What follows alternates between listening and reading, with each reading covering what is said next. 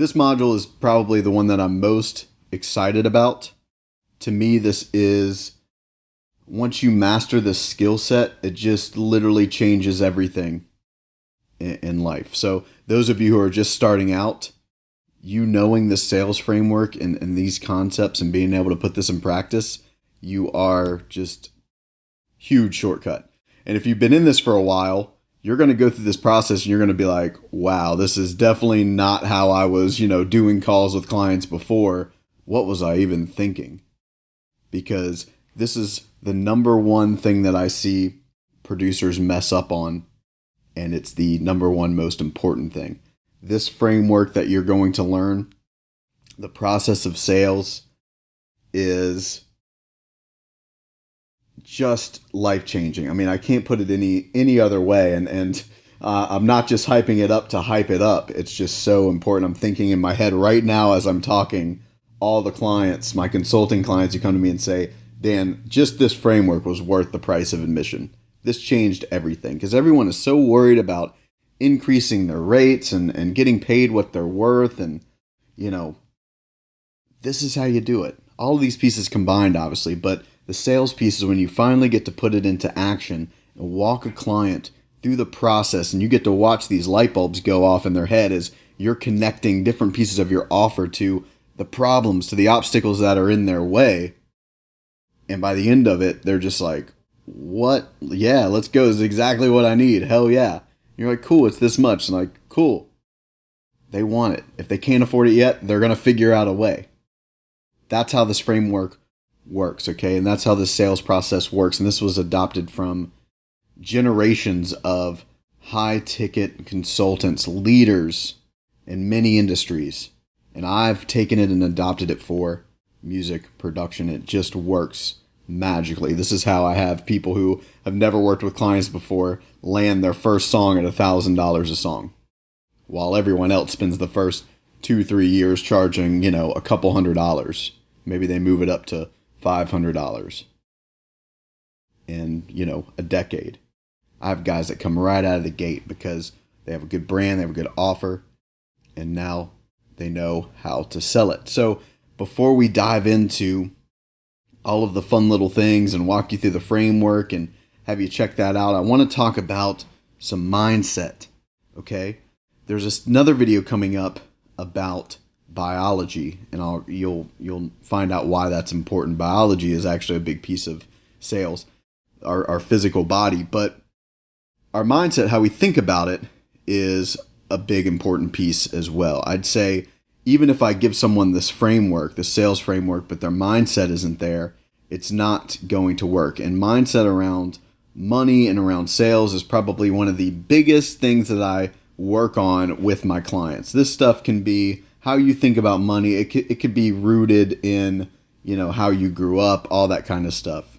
So I just want to talk through a bit of sales mindset with you. And I want you to be an open book here, because adopting these mindsets is going to be imperative if you want to have the business that you want to have, if you want to get the business that you want to have, okay? So real quick, all right? Sales is simple. A lot of people blow it up and they think techniques and strategies and all this stuff and trying to be a shark and all this. Sales is simple.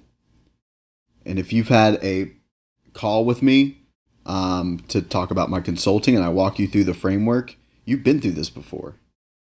You know what I'm talking about. Sales is the process of simply just helping someone discover what is preventing them from their desired outcome, and then prescribing the best solution to help them fix or change that. That's it. Everyone thinks that sales is this, thing where we're trying to trick the person or manipulate them. No, it's helping. This sales framework, whether they work with you or not, you're going to help them. They're going to come off of that call with a lot of value and clarity, whether they work with you or not. And when people get it in their heads that sales is actually just helping someone figure something out, they feel so much better about it. And that's all it is. It doesn't have to be this game or, manipulation or all this stuff or aggressive. It doesn't matter. All it is you're helping someone discover what is preventing them from getting to their desired outcome. and prescribing the best solution to help them fix or change that. You're not just getting on there and saying, yeah, so, cool, tell me about your music, tell me about what you got going on, or hey, yeah, what do you need, or hey, what's your budget? Okay, yeah, well, I have these services. That's how most people do it now. And then they wonder why they can't charge more, or why they keep getting ghosted, or why they're not landing the clients that they want. Most people's sales framework, I wouldn't even call it a framework, the style that they do it in is totally messed up because they're not doing this. They don't have a process of helping someone discover what's preventing them from getting their desired outcome, and they're not prescribing the best solution to help them fix or change that. They're just throwing out services. They're jumping into cost way too early, so there's nothing connect. They're not helping the client. Okay, so think of this process of like, hey, I want to get on the phone with this artist, and I just want to dig into what's going on and help them figure out a way to fix those things. And if I'm the best solution, if I can prescribe the best solution, I will. If I can't, then I won't. That's it. All right. Good sales is leadership. That's why this framework is going to immediately set you apart from everyone they're talking to. No one else is being a leader. In most cases, they're actually letting the artist lead the conversation. Or they jump in and say, yeah, I produce. What's your budget? Cool. Yeah. Well, let's talk. Wrong. That's not being a leader. Okay. If you go through this framework with people, with artists, not only are you helping them, you're building leadership. You're building authority. You're building trust. Again, trust and authority, same word. You're building trust. That's your job. They're coming to a producer because that's what they need. They need a leader. They need someone to help them. So if your sales process doesn't build leadership, you're doing it wrong, and most people are doing it wrong. All right, so good sales is leadership. So let's talk about why do some people think sales is icky? Why are people worried about it? I hear it all the time when I'm talking to producers like, hey, I'm not that great at sales, because it's awkward or it feels icky or all this kind of stuff. All right. Well, I've already kind of prefaced this with, they probably have the wrong definition of what sales is. They probably look at it as, well, this is a process of me taking something from someone. Deep down, that's what a lot of people think sales is. They think it's, I have to trick or manipulate or talk this person into giving me something so I can have something. Well, sure. If that's what you think sales is, then of course it feels icky. That is icky. That is icky. Okay? Remember what sales is. It's about helping someone discover what's holding them back from getting what they want and prescribing a solution. Okay? The second thing is people will think it's icky because they just have a problem with charging for what they do. They have a problem for charging artists. I've talked about this in other videos. They're victimizing the artist. They're assuming that, since you're an artist, I'm going to assume you're this starving artist and you don't have a lot of money to invest. So I'm going to be, I feel bad charging you money. Don't victimize them like that. Don't assume that they don't want to figure out a way, even if money's tight, that they don't want to figure out a way to invest in what they really want to solve their problem. That's not setting a good example for them. That's assuming you're playing into the whole starving artist thing and you're letting them stay that way. That's not being a leader. That's not good sales. Another reason people have issues with sales is not a sales issue. It's that they're not confident in what they do. And when I tell them that, they're probably like, no, Dan, I know I'm good. Like, well, then if you know you're good, why do you have such a problem helping someone make the decision to choose you? Well, I don't know. I just feel bad. Well, do you feel like you're the best fit? Like you can help them? Well, yeah, I do. Okay. Be a leader.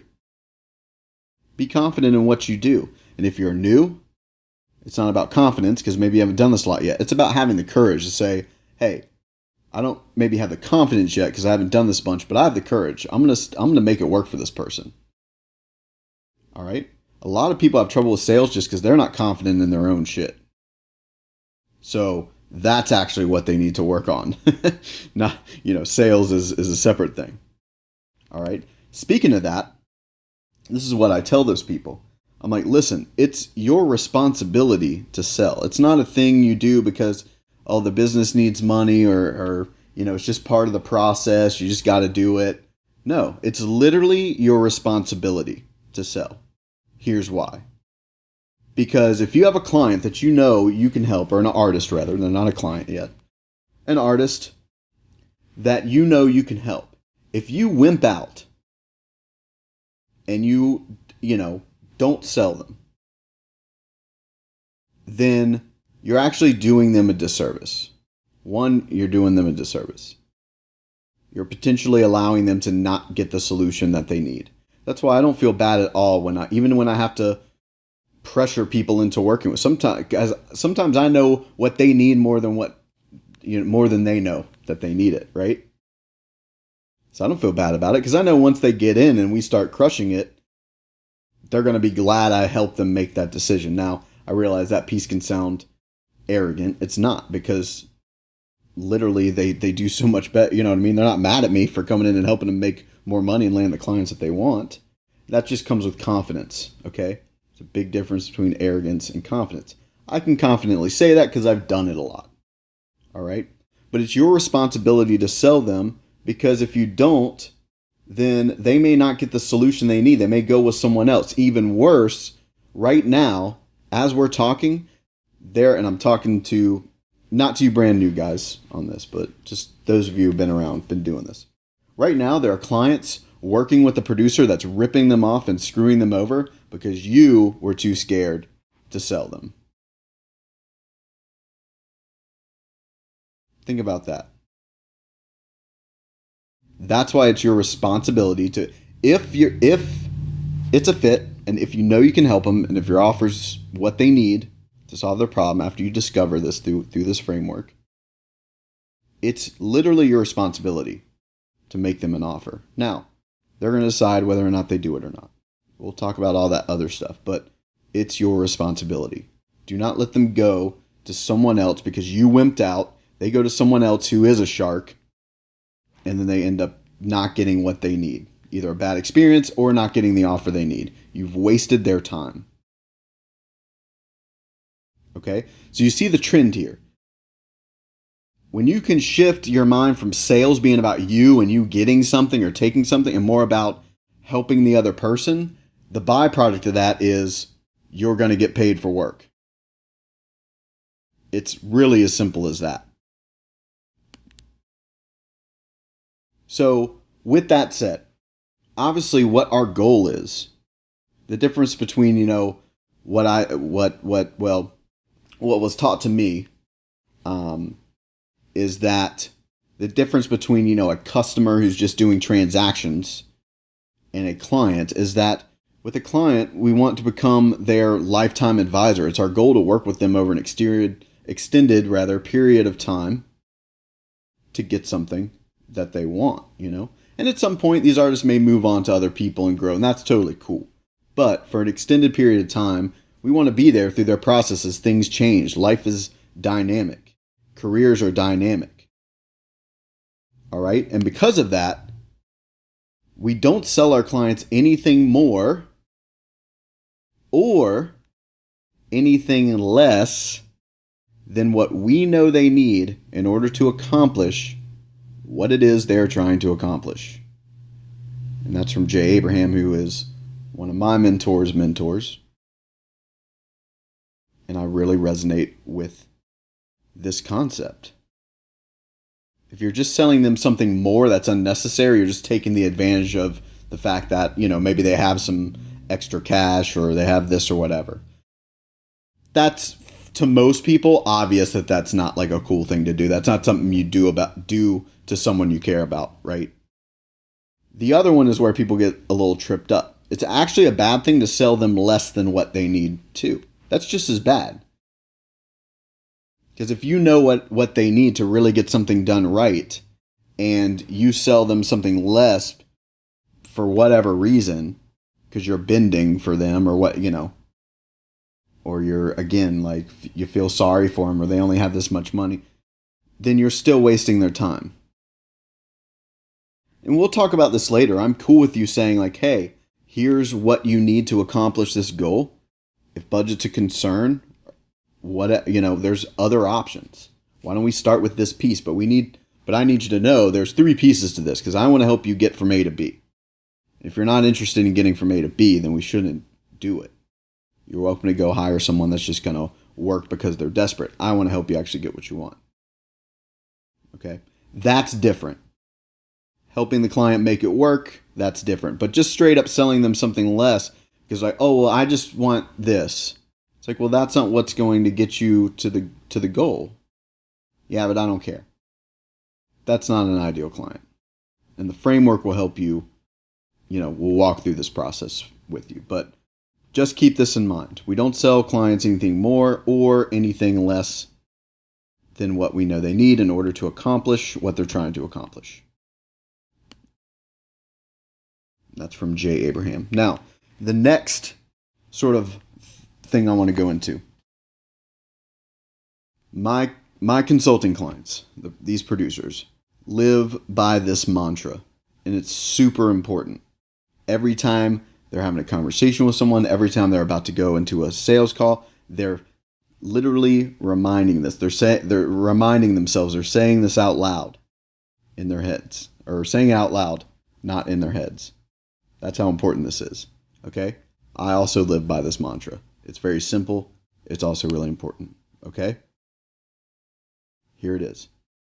Love the client, not the sale.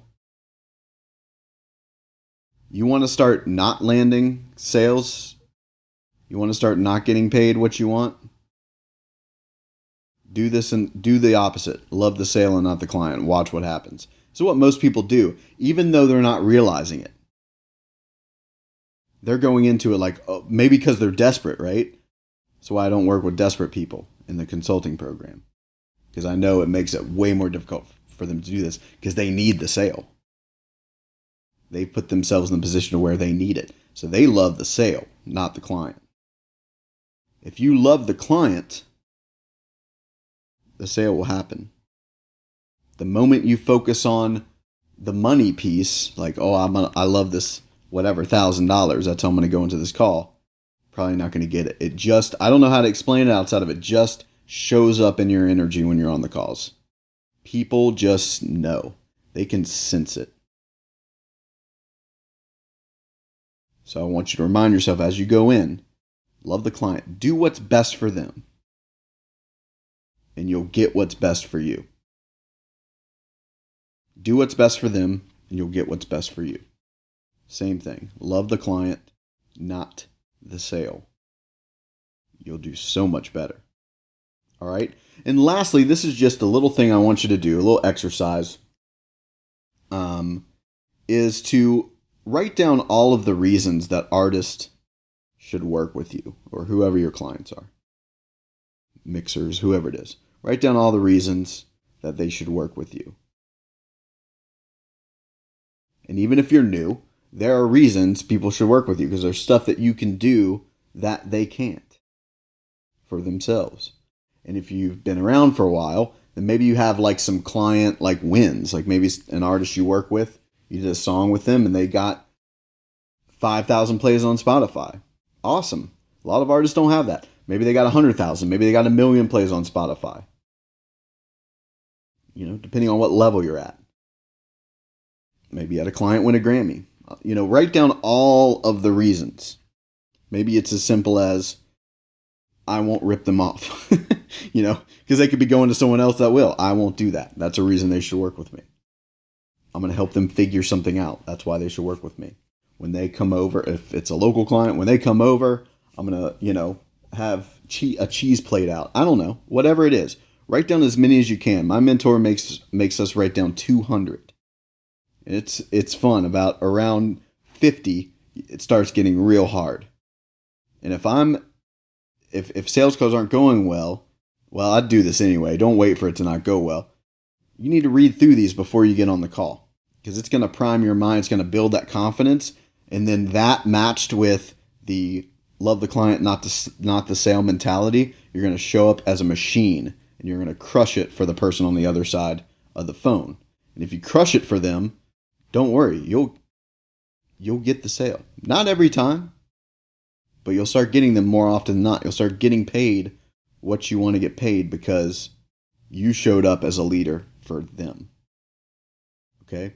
So, let's move in to the actual framework, and I'm going to show you how to do all this.